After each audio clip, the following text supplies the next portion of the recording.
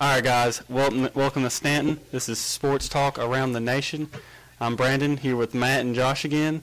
We're going to talk a little bit about the Saints coach, Varejaos, and a little bit of the college basketball going on right now. So first, we'll start off with the Saints coach, Sean Payton, being reinstated today by NFL Commissioner Roger Goodell. Josh, would you like to enlighten us a little bit? And I'm just saying, it's about time for the New Orleans Saints to finally be relevant again and make the playoffs. I mean, that was just embarrassing. Like, that whole team What they just start needs off? to go. 0-4? God, I don't know. It was terrible, though. The Panthers beat them. Well, that is true. The Panthers did Twice. beat them. It showed how much of an impact that he had on that team. Even with Drew Brees. Drew Brees is amazing. Don't get me wrong. He is amazing. But he couldn't do it by himself. Matt? Well, Sean Payton, his first year coaching in 2006, the man went 10-6. Bring those stats. 2007, 7-9. Oh, yeah. 2008, 8-8. 2009, he won a Super Bowl and his record was 13-3. 2010, 11-5. 2011, 13-3 again, and then you get to the 2012 mark, 7-9. Well, he wasn't even coaching. You can't even count that. I'm just saying that's how bad they went to. So obviously, Sean Payton, when he gets the coach this year again, they're gonna make playoffs. They have to. Well, that 2011 was also the year that Drew Brees broke single season passing record, 5,000 some yards Beat out passing. Brady Dan and pissed Marino. me off. That was, crazy, and Sean Payton, Sean Payton, he's a hell of a coach. he's had such a great impact on that team. But talk about impacts. Anderson Varejao, who was out with knee surgery, now has a blood clot in his lung. So, what you guys think of how it's going to impact the Cleveland Cavaliers? Go ahead, Matt. Well, the Cleveland Cavaliers have been impacted since LeBron left. But the Cavs, they're 10-32 right now. Maybe coming up on 11-32. We don't know yet. It might be Boston. But he's averaging 14.1 points and 14.4 rebounds. So it's going to have an impact. But it would be good for him to play the rest of the season, but I guess it's a good thing at the same time since they're not going to worry about making playoffs. You might as well give him another draft pick. They need another top 5. But they're getting some solid play behind Kyrie Irving. He's averaging 23 points per game. He had 19 in the first quarter tonight. That man is the role of the Cleveland Cavaliers.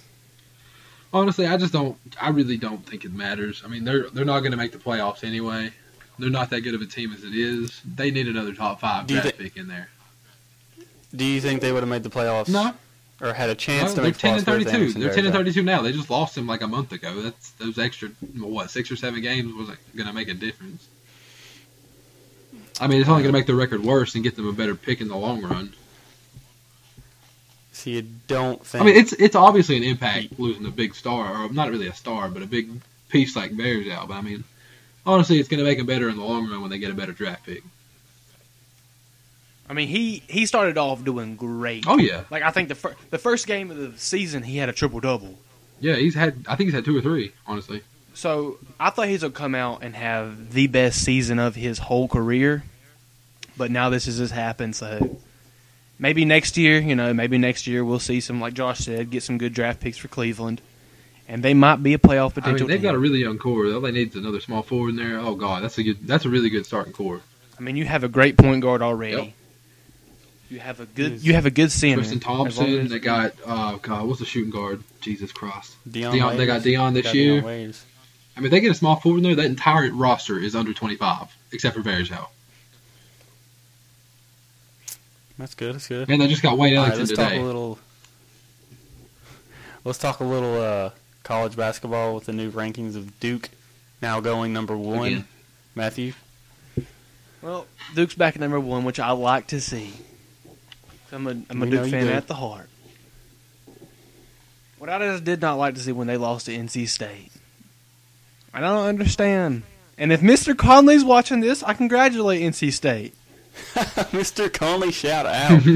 And I congratulate NC State for beating Duke, but Duke should not have lost to NC State. That was just, it was terrible. That was terrible. They beat Kentucky, they beat Ohio State, which they was ranked top 5 teams, and then they're gonna lose. I think NC State. What are they? They are ranked. They're 18th. 18th. 18th. They're 15-3, which is really good. Because C.J. Leslie, he's a monster. But I just don't think Duke should have lost to them. But I think they're having a big chance to win the NCAA title this year. Josh, what do you think about this? Well, the only problem I have with this team, this Duke team, is there's nobody in college basketball to oppose them at all. Everybody at the beginning of the season, oh my God, Kentucky, yeah, they got another draft. They got some more NBA caliber players. No, they didn't. Like, what's his name? God, I can't think of his name. Nolan Noel? Oh yeah, he's the best center. The best thing he has going for him is his flat top. That's it. He's terrible. And then they got... He's too weak. Who else did they get? Remember Shabazz Muhammad went to UCLA. Everybody was like, oh, UCLA's going to be good again. No. Neither of the... I think Kentucky fell at top 25, didn't they? I don't think they're even ranked anymore. And that's the first time in Calipari's career, I think, that they've not been ranked. So, yeah, I don't see anybody in college basketball even attempting to stop Duke winning a national championship. I mean, I guess NC State can do it, but I don't think it's going to happen again. No, that was luck. They're not going to win again. I promise. Carolina's not even relevant in college basketball right now. Nobody's relevant. It's over. I mean, because Mason Plumlee, he's averaging 14 rebounds a game and 17 points per game, which is really good. And I hope... What's Ryan Kelly he's doing? a senior this year. Ryan Kelly, I think he's averaged about 15 per game, I'm pretty sure. That's what he was doing last year. I haven't seen it in a while. Yeah, Ryan Kelly's doing pretty good for himself. So what were you saying about Plumlee? I'm pretty sure that I think Mason Plumlee. I think that he might. I mean, he's going to be better than his brother. I'm pretty sure that. Oh, excuse me. He's averaging 17 points per game and 11 rebound per game. But Mason Plumlee, I'm pretty sure that I think he could make it to the NBA level. I take that back. There is one team that can challenge Duke, and it's Indiana. I forgot about Indiana. Yeah. You get old Cody Zeller down there. That team is really deep. Yeah, he's doing good. That team's deep as crap, dude. They might, I don't know. But Seth Curry, yeah, he's averaging 17 points per game and he's having 2 rebounds, which, I mean, he's not a rebounder. And then you got Ryan Kelly. He's averaging 14 a game and 5 rebounds per game, which he's got to get more boards than that because, I mean, he's 6'11". He's a Ryan Anderson type person. I mean, he's 6'11", though, and he's playing small forward. I mean, I like that. I do like that, but I just think he's got to get more rebounds. Big man with moves. He can shoot threes. He can do anything you need him to do. Kevin Love. No. No. No Kevin Love? No Kevin Love. Kevin Love can actually get 15 boards a game. In the shower. What I really want to see is Marshall Plumlee. I want to see him finally get to step up and play some games. Oh, Because he's only played 6 games this whole season so far. But, I mean, he is a freshman. Well, what can you do? I mean, they're not going to play the freshmen as much as their seniors. Cause it is I'll say that. year. Austin Rivers was doing work. Austin Rivers. Well, yeah, because he's Austin Rivers. He sucks. Look at him now. Sucks. Okay, well, don't look at him now. Okay, well, If you want to no look at a Ryan rookie Scalabrine. in the NBA doing work, let's just look at Jared Sullinger. All right. That's all I'm saying. Yeah, Jared Okay, yeah, Sullinger well. is doing pretty good for himself. Hell, he's doing better than Anthony Davis. I'm making that statement. You heard it here first. Hey, but I love Anthony. You gotta love the brow. I love Jared Sullinger. You gotta love the brow. No. Gotta love the No, you brow. don't. He has more hair on his He's more injury prone above than his Eric eyes Gordon. than his whole head. He's more injury prone than Eric Gordon. Well, I mean, I think. Well, Eric Gordon's back, Yeah, though. I think And Eric he's Gordon's putting played numbers more up. games this year than Anthony Davis. Honestly, I don't think so. I don't think so either. Eric Gordon just got back, I think, a couple games ago, and he's been doing pretty good. He's got a new haircut, He does have a too. new haircut. So, you go like that. But, that's it for today on STATN, Sports Talk Around the Nation. I'm Brandon. Josh. I'm Matt. We'll see you next time. See ya.